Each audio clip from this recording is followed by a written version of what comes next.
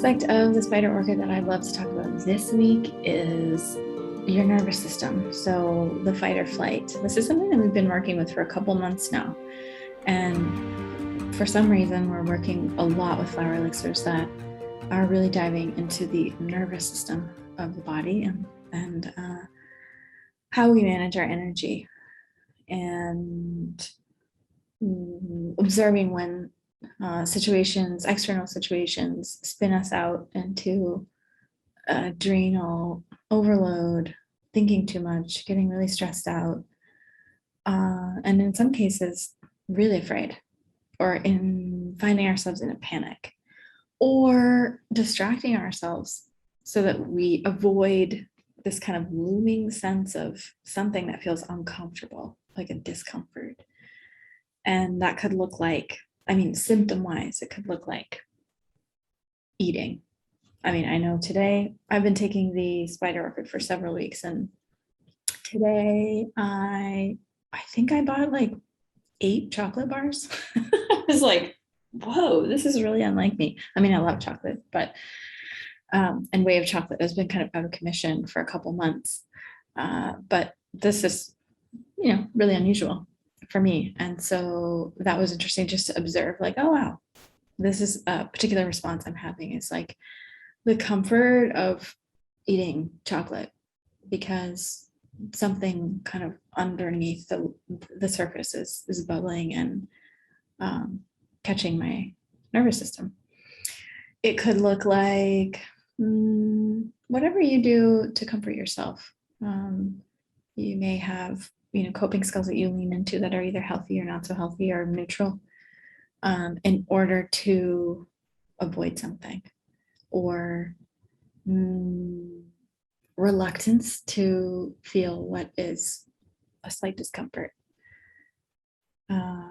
So noticing that, and also noticing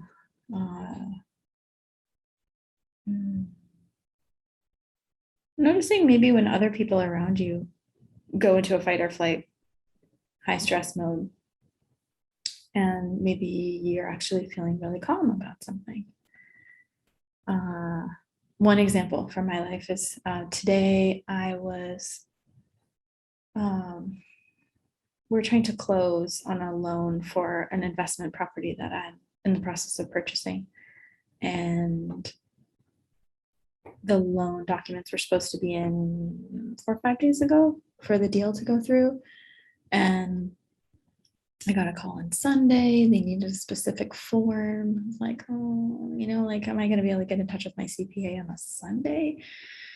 And then, found myself kind of running around today doing things like going to the IRS building and requesting this one specific form that they wanted that didn't make any sense.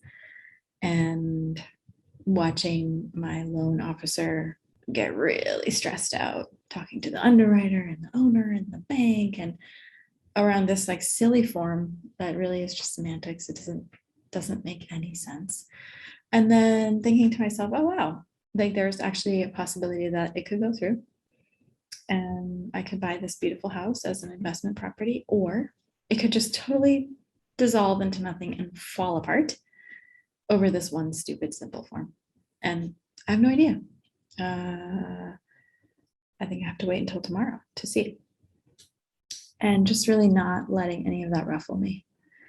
It could go this way, it could go that way. And so really observing in what situations, well, there are other situations where I'm not keeping my cool quite as well. So this week is about observing when does your nervous system kind of trip and trigger into overload and worrying, WHIRRING, like, and worrying as well.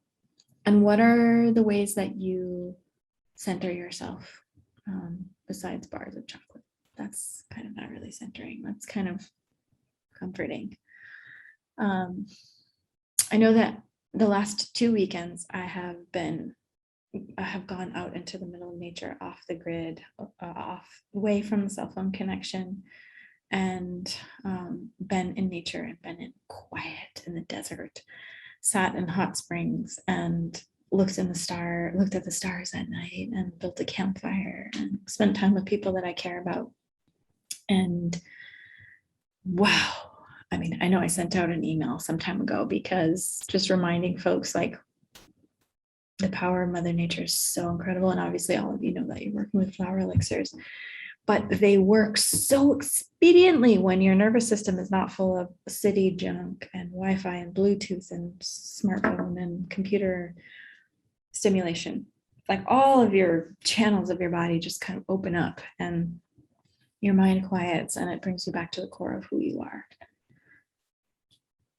So I highly recommend that for everyone. And just in general, you know, seeking out those things that you know will ground you. Infrared sauna. Oh my gosh, we have one at the building here and one at my house, and I haven't been sitting in it. That would be really good for me. So I'm sure you have other things on your list too that you know, like, oh, this is so good for me and so nourishing, and I love this. And why am I not doing that? Looking at the ways to really balance and settle your nervous system, because obviously if we're going into areas of the unknown, that can be kind of scary and uncertain, and we don't know what's going to happen. Of course, that is a place where, if not intense, it can just be like a very subtle wear and tear on our systems. So the question for this week to reflect on is, how is your nervous system right now? How is your body feeling? How is your energy level? What are you doing to take care of yourself? What are you doing to settle and land your nervous system?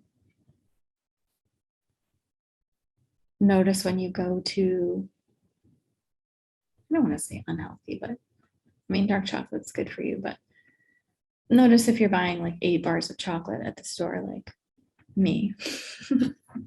Or if you notice when you move towards the things that are, you know, truly nourishing and helpful for your body, that can settle your system. That will give us strength to be more courageous around the unknown when we are settled, spacious, in touch with the core of our being and who we are. We're much more equipped to deal with change. So how are you nourishing yourself these days?